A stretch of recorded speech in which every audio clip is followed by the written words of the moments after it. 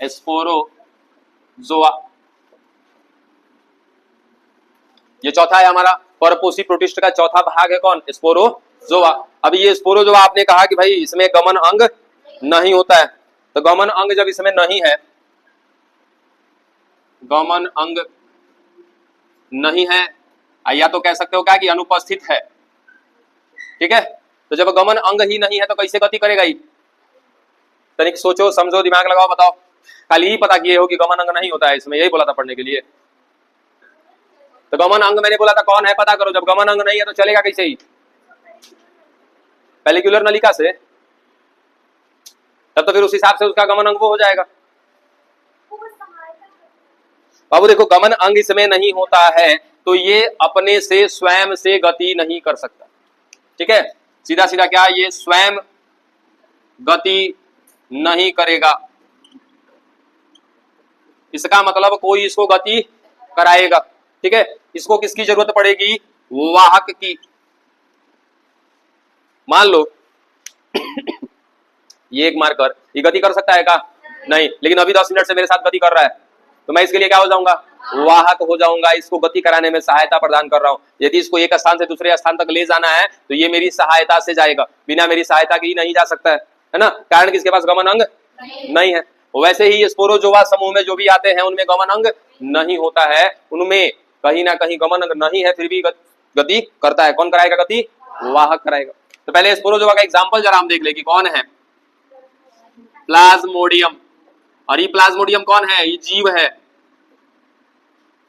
इससे पहले आपने देखा हुआ है क्या? नग्न का जीव द्रव्य। किसका देखा था नग्न जीव द्रव्य? आज से 1-2 दिन पहले हमने पढ़ा है नग्न जीव द्रव्य। उसको भी बोला था ऐसी संरचना क्या कहलाती है? प्लाज्मोडियम कहलाती है। किसका था नग्न जीव द्रव्य? तो अब इतना देर से क्या कर रहे थे? इतना सोचना पड़ता है? वाह रे भाई। चलिए, तो वो प्लाज्मोडियम क्या थी? एक संरचना का नाम था, और यहाँ पर प्लाज्मोडियम का है एक जीव का नाम, ठीक है। अब ये प्लाज्मोडियम जो है एक प्रकार का है स्पोरोजोआ है। अब स्पोरोजोआ है तो इसमें गमन अंग नहीं होगा, लेकिन फिर भी गति करेगा। किसकी सहायता से गति करेगा? वाहक की सहायता से गति करेगा। अब यहाँ पर जो गति कर रहा है वो कौन गति कर रहा है? प्लाज्मोडियम। सवाल आया कि सर वाहक कौन है इसका, ठीक है। तो याद रखिएगा इसका वाहक है मादा एनाफ्लीज मच्छर। ये जो मादा एनाफ्लीज मच्छर है ये क्या करती है? तो इसको गति कराती है। ये भी कहां पे रहता है? तो मादा एनाफ्लीज मच्छर के लार में। लार में कौन मिलता है?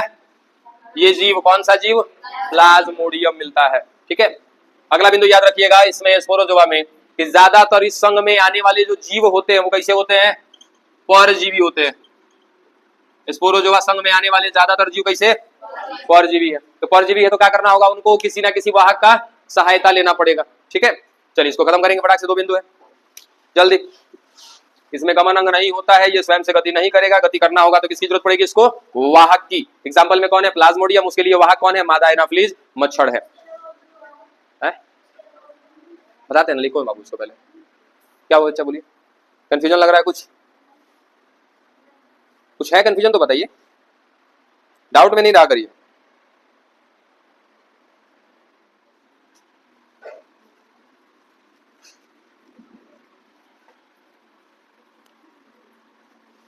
देखिए अगला बिंदु मेंशन करिएगा। ये जो प्लाज्मोडियम है इसको खोजने वाले कौन है? लेब्रन नामक वैज्ञानिक। प्लाज्मोडियम को खोजा किसने? लेब्रन ने।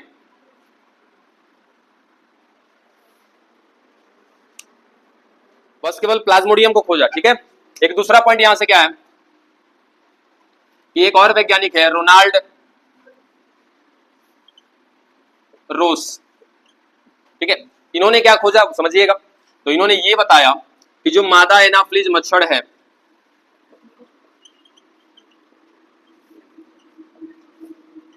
इसके लार में क्या मिलता है? प्लाज्मोडियम। और इस प्लाज्मोडियम के वजह से, यानी कि जैसे ही मादा एनाफ्लीज मच्छर काटेगी तो इसके काटते ही मनुष्य के शरीर में क्या चला जाएगा? प्लाज्मोडियम। इस प्लाज्मोडियम से क्या हो जाएगा? मलेरिया।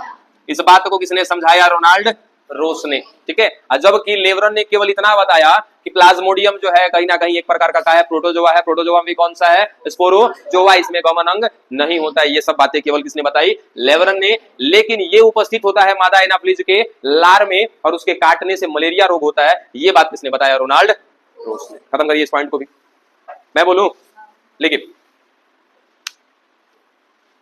देखिए, प्लाज्मोडियम मादा एनाफ्लीज मच्छर के लार में उपस्थित होता है। प्लाज्मोडियम मादा एनाफ्लीज मच्छर के लार में उपस्थित होता है और उसके काटने से मलेरिया रोग होता है।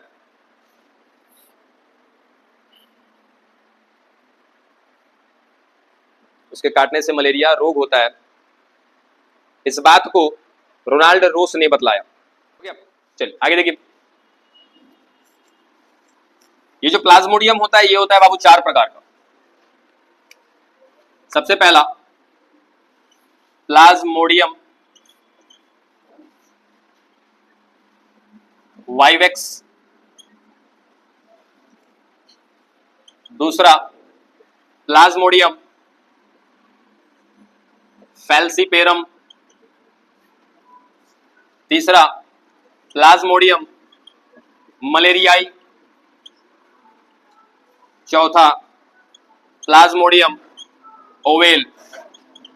देखिए, प्लाज्मोडियम होते हैं 4 प्रकार के। पहला प्लाज्मोडियम वाइवेक्स, दूसरा प्लाज्मोडियम फैल्सीपेरम, तीसरा प्लाज्मोडियम मलेरियाई और चौथा है प्लाज्मोडियम ओवेल। अब देखो, इसमें से इन चारों में से सबसे खतरनाक जो प्लाज्मोडियम है वो है प्लाज्मोडियम फैल्सीपेरम। ये का है? जानलेवा है। अगर ये प्लाज्मोडियम आपको या आपके शरीर में पहुंच जाता है और आपको संक्रमित करता है तो ये आपके लिए कैसा है? जानलेवा है, इससे जान जा सकती है, ठीक है। दूसरा, इसको हमने एक सीक्वेंस में लिखा है तो याद रखिएगा, इंडिया में सबसे ज्यादा कौन मिलता है? प्लाज्मोडियम वाइवेक्स, उससे कम कौन मिलता है? फैल्सीपेरम, उससे कम कौन मिलता है? मलेरियाई, और ये ना के बराबर मिलता है ओवेल हमारे इंडिया में नहीं मिलता है। तो सीक्वेंस में याद रखिएगा कि सबसे ज्यादा इंडिया में वाइवेक्स, उससे कम फैल्सीपेरम, उससे कम मलेरियाई, आई ना के बराबर। या तो मिलता ही नहीं है या मिलेगा भी तो कहा बहुत कम। और सबसे ज्यादा खतरनाक कौन है इसमें से? फैल्सीपेरम। इतना खतरनाक है कि इससे जान जाने की भी संभावना बनी रहती है, ठीक है। अब ये सवाल यहां पर ये आता है कि जो ये प्लाज्मोडियम है, ये प्लाज्मोडियम कहां मिलता है? मादा एनाफ्लीज मच्छर के लार में मिलता है। चलो ठीक है। अब मादा एनाफ्लीज मच्छर के लार में ही क्यों मिलता है? बोलो। अच्छा, ऐसा भी एक सवाल आएगा कि मादा एनाफ्लीज मच्छर आकर काटती ही क्यों है? आप नर का नाम काहे नहीं लिया? नर क्या करोगे? बहुत सीधा होता है सब। खाए? अच्छा, खाली मच्छर में सीधा है,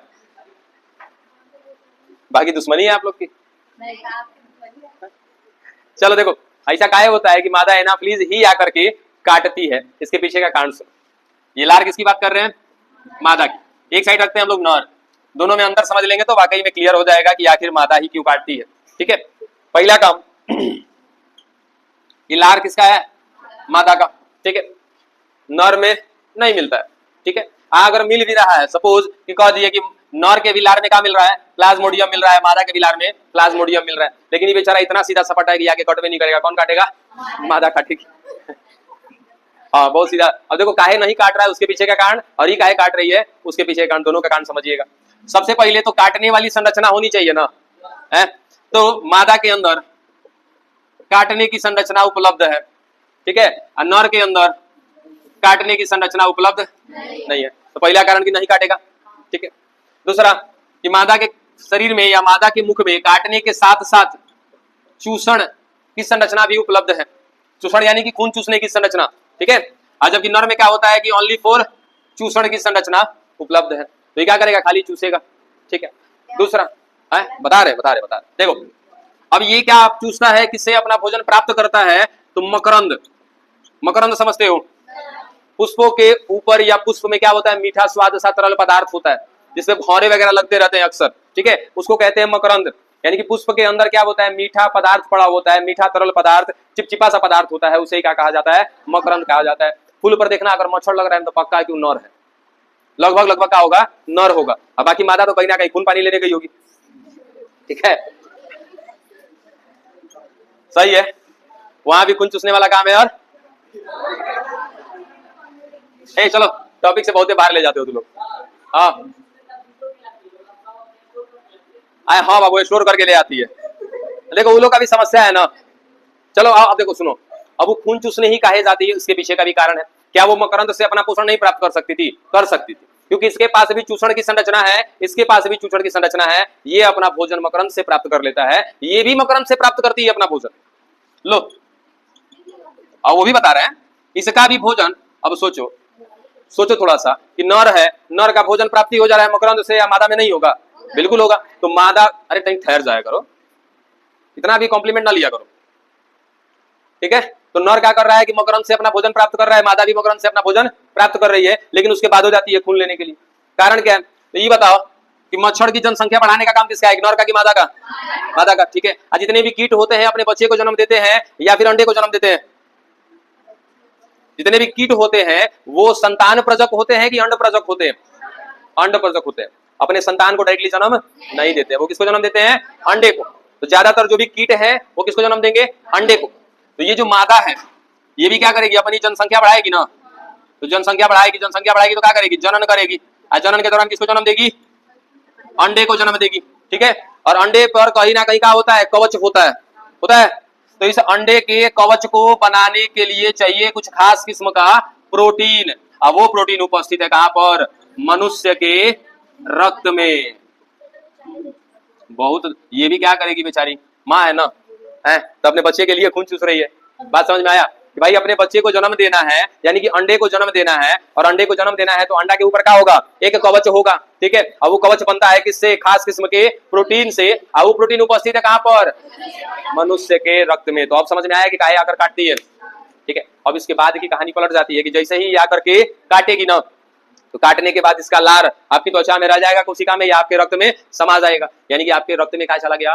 प्लाज्मोडियम, ठीक है। अब प्लाज्मोडियम की यहाँ से कहानी शुरू होती है क्या? मलेरिया रोग उत्पन्न करने की, ठीक है। आएगा ये रोग, हम लोग पढ़ेंगे मलेरिया में होता क्या है। ये प्लाज्मोडियम जाएगा, जानते हो कहां पर? आपके शरीर में कहीं पर रखा हुआ है ग्लाइकोजन। कहाँ रखा हुआ है? यकृत में। ग्लाइकोजन माने क्या होता है? ग्लूकोज का जब हम संचित करना चालू करते हैं तो क्या कहलाता है? ग्लाइकोजन। अच्छा ग्लूकोज और ग्लाइकोजन में क्या अंतर है? ग्लूकोज और ग्लाइकोजन में क्या अंतर है? ग्लाइकोजन समूह है किसका? ग्लूकोज का। कितने ग्लूकोज का? तो याद रखना लगभग 12,000 से 18,000 ग्लूकोज के अणुओं को जब जोड़ा जाता है एक साथ तो बनता है एक अणु किसका? ग्लाइकोजन का। बात समझे? तो दोनों का है सेम है। अगर आपको कहना होगा तो क्या कहिएगा कि ग्लूकोज का है सरल अवस्था है और ग्लाइकोजन का है जटिल अवस्था है। यदि ग्लूकोज को संचित करके रखना होता है तो सारे ग्लूकोज को एक साथ जोड़ा जाता है। और जोड़ा कैसे जाता है? तो साखित संरचना में, ऐसे। ये देखो ग्लूकोज ऐसे जुड़ेंगे सब के सब। कैसी संरचना दिख रही है? साखित है ना। तो साखित संरचना के रूप में कौन जुड़ता है? ग्लूकोज। कितना ग्लूकोज? लगभग 12,000 से 18,000 ग्लूकोज को जब साखित संरचना के रूप में जोड़ा जाता है तब एक साखित जो संरचना बनी है वो आगे चलकर क्या कहलाती है? ग्लाइकोजन। और ग्लाइकोजन को हम कहां पर सुरक्षित रखते हैं? अपने यकृत में, लीवर में, ठीक है। जैसे ही प्लाज्मोडियम हम लोग के रक्त में गया ना, ये रक्त से होता हुआ पहले कहां पहुंचेगा? यकृत में जाएगा। क्या करने के लिए? भोजन करने के लिए। बात समझे? कारण कि हमने सारा का सारा जो ग्लाइकोजन संचित किया है वो कहां पर संचित किया है? लीवर में, यकृत में। पहले वहां पहुंचेगा, दम भर खाएगा कौची? हम लोग के अंदर उपस्थित ग्लाइकोजन। और उसके बाद स्टार्ट करेगा अपना जनन का प्रक्रिया। गया था 4 गो, अब 4 गो से कब 40 हो जाएगा पता नहीं चलेगा, ठीक है। आएगा मलेरिया, वहां पे पढ़ेंगे तो बातें इसकी समझ में आएगी। फिलहाल इतना याद रखिएगा कि जो ये प्लाज्मोडियम है, प्लाज्मोडियम कैसा है? परजीवी है। कहां मिल रहा है? हम लोग के शरीर के अंदर मिल रहा है, ठीक है। और इसमें गमन अंग नहीं होता है। तो गमन अंग नहीं होता है जिसको एक स्थान से दूसरे स्थान तक ले जाने के लिए कोई ना कोई क्या चाहिए? वाहक चाहिए। वो वाहक कौन बनता है? मादा एनाफ्लीज मच्छर बनती है, ठीक है। फिर सवाल आया कि मादा एनाफ्लीज मच्छर ही काहे काटती है? क्योंकि काटने के पीछे का 2 कारण है कि उसके पास काटने वाली संरचना उपलब्ध है, जबकि नर के पास काटने वाली संरचना उपलब्ध नहीं है। काटने के साथ साथ चूषण की संरचना भी उपलब्ध है, यानी कि वो क्या करेगी? मकरंद से तो पोषण प्राप्त कर ही रही है, लेकिन जब बात आएगा क्या करने का? जनन करने का, तो जनन के दौरान वो अपने अंडे को जन्म देती है, और अंडे पर जो उसका खोल होता है, जो कवच होता है, उसको बनाने के लिए चाहिए खास किस्म का प्रोटीन, और वो मिलता है मनुष्य के रक्त में। इसलिए आकर काटेगी, आपका रक्त क्या करेगी? दे करके चली जाएगी। बात समझे? अब तो मैंने आपको क्या बोला कि मान लो कि नर में भी मिल रहा है, लेकिन नर से आप में आएगा कैसे, क्योंकि नर तो आपको आगे काटेगा ही नहीं, नर तो आकर के काटेगा ही नहीं, सिंपल सी बात है, पड़ा रहेगा वैसी प्लाज्मोडियम। अब प्लाज्मोडियम सोचो कि उसको तो नुकसान नहीं है पहुंचा रहा है, अब ये भी बात आएगा कि उसको काहे नहीं नुकसान पहुंचा रहा है। मान लो हमारे शरीर में जहर है, हमको नुकसान न पहुंचा रहा है, हम जगह काटे उमर गया, कुछ तो कारण होगा। जैसे सांप, सांप के अंदर जहर है, उसको कोई नुकसान पहुंचा रहा है नहीं, और सांप किसी को काट दिया तो बहुत भयंकर नुकसान है, हाँ तो अभी चला जाएगा वो बेचारा, हाँ चला जाएगा, अपने आप को काटेगा काहे। हाँ कभी कभार ऐसा होता है कि सांपों के बीच में भी क्या होती है, लड़ाई हो रही है, वो आपस में इधर उधर करने के क्रम में अपने आप को काट लिए तो मर तो जाएंगे ही ना। अब है सांपों पढ़ना है हम लोग को ना, क्या फालतू गट्टी पाटी पड़ी करना है इसमें, अरे हिरिया तुम लोग को टाइम पास करने के लिए बहुत करते हो, खत्म करो इसको जल्दी। स्पोरोजोआ खत्म हुआ आपका, प्रोटिस्टा खत्म, तो लिखो बोले तो है। चलिए देखिए अब जरा प्रोटिस्टा को समझिएगा, हमने क्या क्या पढ़ लिया, फटाक से रिवाइज कराते हैं, उसके बाद हम लोग बढ़ते हैं कहाँ, कवक जगत।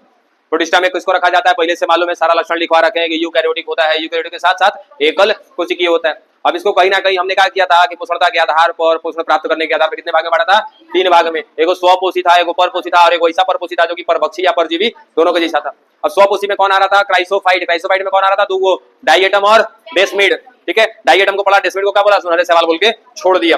फिर उसके बाद डाइनोफ्लैजिलेट, डाइनोफ्लैजिलेट के बाद यूग्लिनोइड, तीनों पढ़ा हमने। उसके बाद क्या पढ़ा है फिर, अवपंक कवक, अवपंक कवक का एक प्रकार से कवक के जैसा काम करता है, मृतोपजीवी होता है। ये भी समझाया था कि ये नाम में कवक लिखा है क्योंकि क्या है, मृतोपजीवी है, लेकिन फिर भी इसको हम कहाँ पढ़ते हैं, प्रोटिस्टा के अंतर्गत, सारा लक्षण समझा चुके हैं कि काय पढ़ते हैं प्रोटिस्टा के अंतर्गत। फिर उसके बाद आया था क्या, परजीवी वाला में, परजीवी में किसको बोला, प्रोटोजोवा को। फिर प्रोटोजोवा के बारे में क्या देखा कि प्रोटोजोवा कितने प्रकार का, 4 प्रकार का, अमीबीय प्रोटोजोवा, उसके बाद कशाभिकीय, फिर पक्षमादीय, फिर चौथा स्पोरोजोवा। 3 कल पढ़ लिया था, आज खत्म किया क्या हमने, स्पोरोजोवा खत्म, पूरा का पूरा हमारा प्रोटिस्टा का हुआ खत्म। अब लेकर आइएगा क्या, कवक जगत, हेडिंग में लगाइए कवक जगत, फंजाई किंगडम।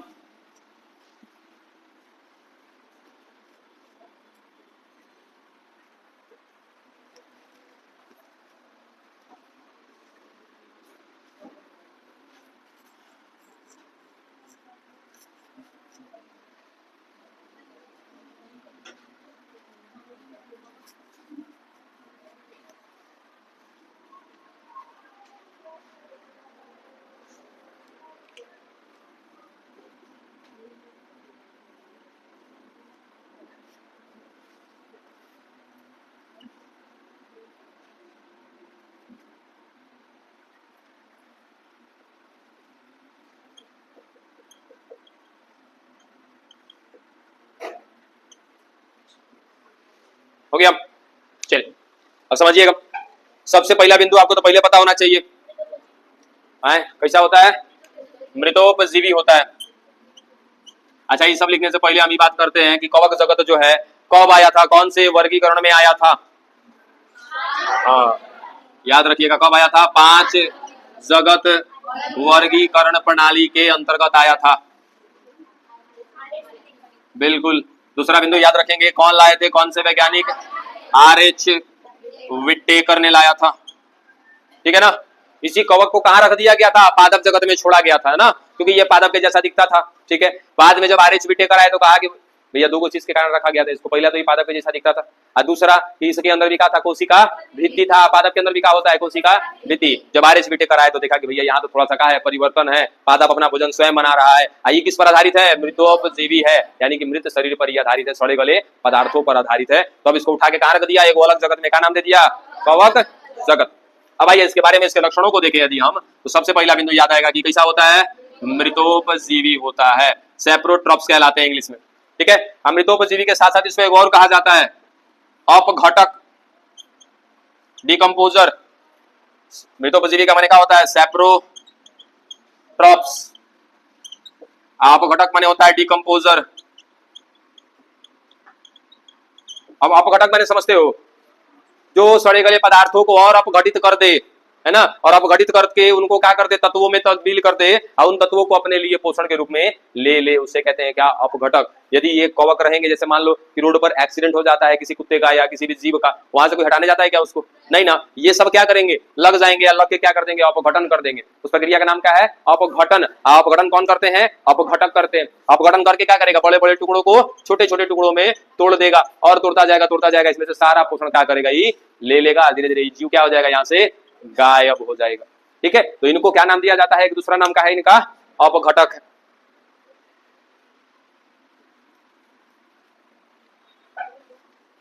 Next point. अच्छा, ये तीनों पहले उतारो, देखो सवाल है हमारे पास, जल्दी पहले तीन को उतारो। तीनों में तो तीनों का आपको पहले से पता ही है, फटाक से कंप्लीट कर लीजिए केवल। हो गया। अगला बिंदु लिखिएगा, कवक का अध्ययन माइकोलॉजी कहलाता है। कवक का अध्ययन, चौथा पॉइंट, माइकोलॉजी कहलाता है। यदि आप कवक का अध्ययन करोगे, कवक के बारे में पढ़ाई करोगे, तो वो पढ़ाई करना क्या कहलाएगा, माइकोलॉजी। जैसे आप जीव विज्ञान में पढ़ते हो तो क्या कहते हो, बायोलॉजी।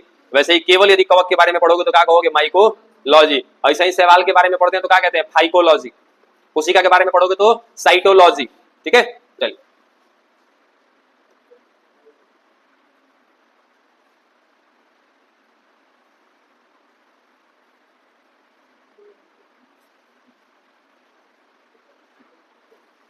हो गया, कवक का अध्ययन माइकोलॉजी कहलाता है।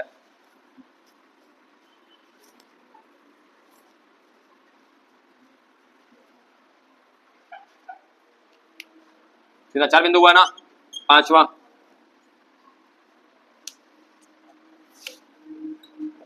ये सर्वव्यापी होते हैं।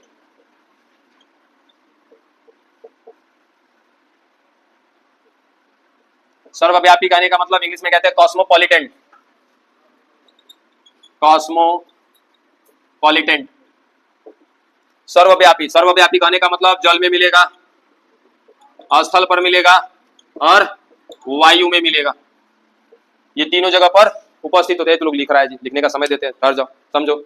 ये सर्वव्यापी होते हैं, यानी कि जल में भी मिल रहा है, स्थल में भी मिल रहा है और वायु में मिल रहा है। ठीक है, यानी कि 3 मंडल है हमारे पास, जल मंडल है, स्थल मंडल है और वायुमंडल है। ये तीनों जगह पे मिल रहा है, इसलिए इसको क्या बोला है, सर्वव्यापी। छठा बिंदु, इस कवक जगत के अंतर्गत किसको रखा गया है भाई, यूकैरियोटिक को रखा गया है। यूकैरियोटिक के साथ साथ बहुकोशिकीय को भी रखा गया है। यानी कि यदि आपको कवक जगत में रखना होगा तो किसको रखोगे, यूकैरियोटिक को और बहुकोशिकीय को। लेकिन इसका एक अपवाद है, कुछ दिन पहले बताए थे इसका अपवाद। हाँ, ईस्ट। ईस्ट जो है एक प्रकार का अपवाद है, ईस्ट इंग्लिश में भी कहते हैं। ठीक है, अब ईस्ट कैसा होता है, तो ईस्ट जो है ये है कैसा, एकल कोशिकीय है।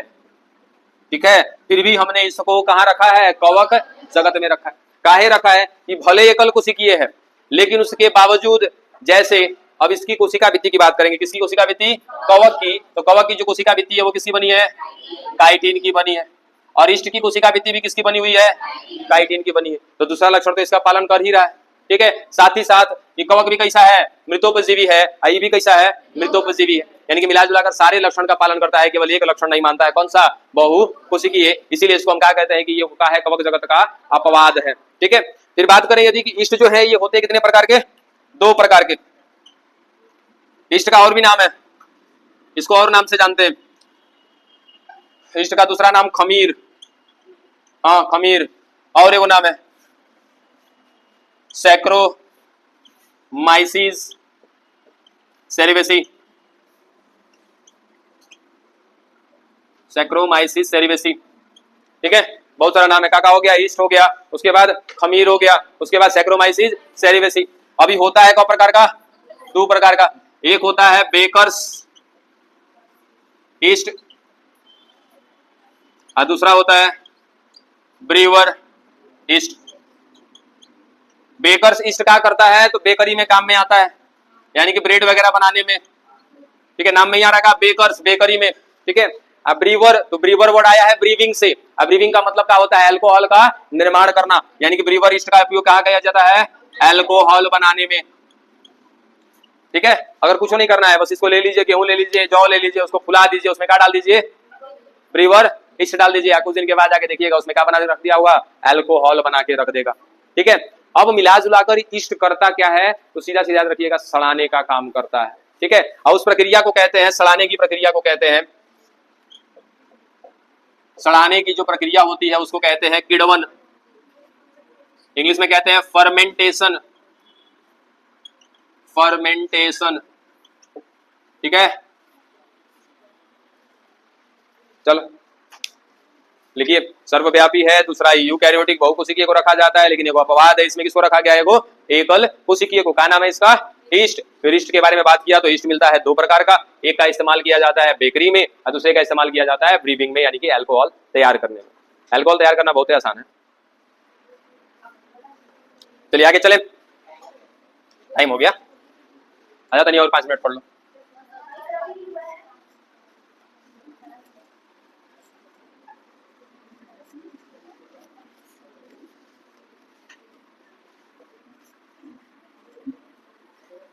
कवक कैसा होता है, एकल कोशिकीय की बहुकोशिकीय? चल आइए देखिएगा,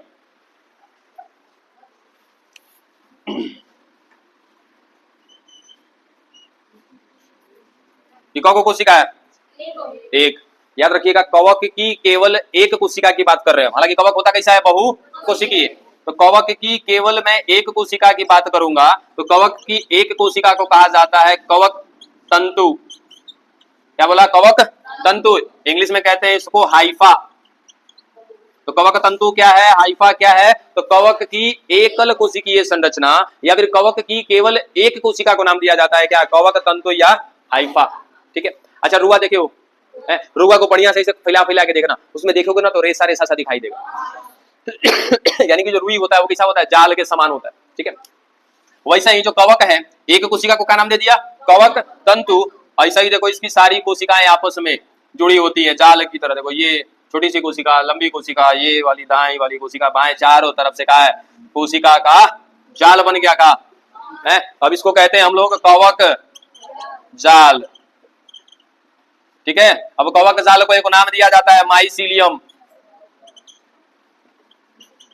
अब माइसीलियम का है, तो माइसीलियम को हिंदी में क्या बोला है, कवक जाल। अब इसको आप कह सकते हो कि कवक का क्या है, शरीर है, कवक का शरीर है। इसका शरीर कैसा हो गया, बहु कोशिकीय हो गया। ठीक है, तो कवक का जो शरीर है बहुकोशिकीय संरचना है, और उसी बहुकोशिकीय संरचना को क्या कहते हैं, माइसीलियम कहते हैं या कवक जाल कहते हैं। इस कवक जाल में से केवल एक कोशिका की बात करेंगे तो क्या कहते हैं, कवक तंतु कहते हैं, हाइफा कहते हैं। इसी में देखो माइसीलियम, इसी माइसीलियम से वर्ड आया है का माइकोलॉजी।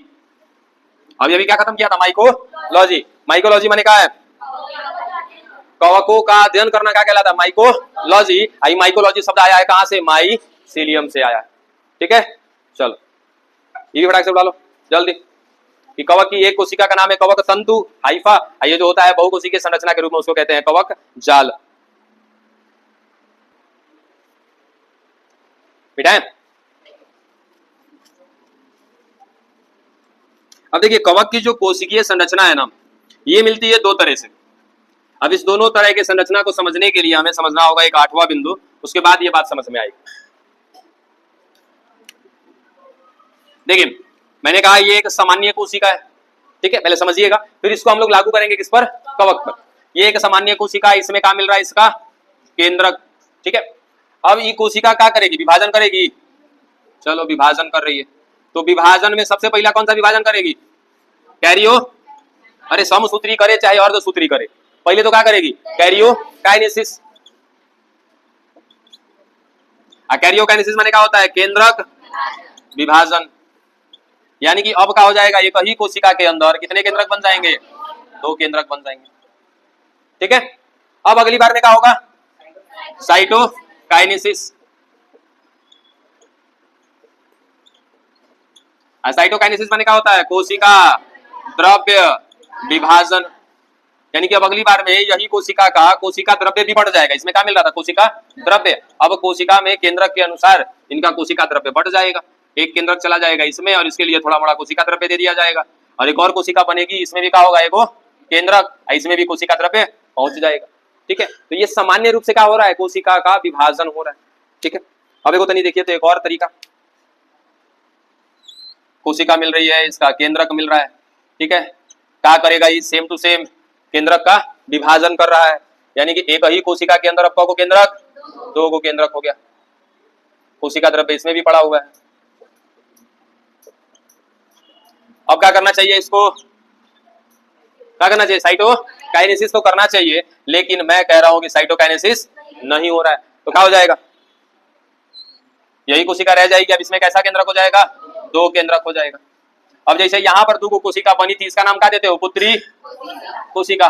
फिर पुत्री कोशिका क्या करती है, वृद्धि करती है क्या, तो ये वृद्धि करके वापस क्या हो जाएगी, बड़ी हो जाएगी, ये भी क्या हो जाएगी, वापस बड़ी हो जाएगी। अब फिर ये लोग क्या करेगा, विभाजन करना शुरू कर देगा। अब ई कोशिका में क्या होना चाहिए था, साइटोकाइनेसिस होना चाहिए था, लेकिन साइटोकाइनेसिस इसमें नहीं हुआ। ये भी वापस क्या करेगा, वृद्धि करेगा, ये आकार में बड़ा हो गया, को केंद्रक वाला है दो। अब ये वापस क्या करेगा, फिर से कैरियोकाइनेसिस, ये भी क्या करेंगे, आगे वृद्धि करके कैरियोकाइनेसिस करेंगे, फिर साइटोकाइनेसिस, फिर क्या बना देंगे, दुगो कोशिका, ये भी बनाएगा, दुगो कोशिका ये भी बनाएगा।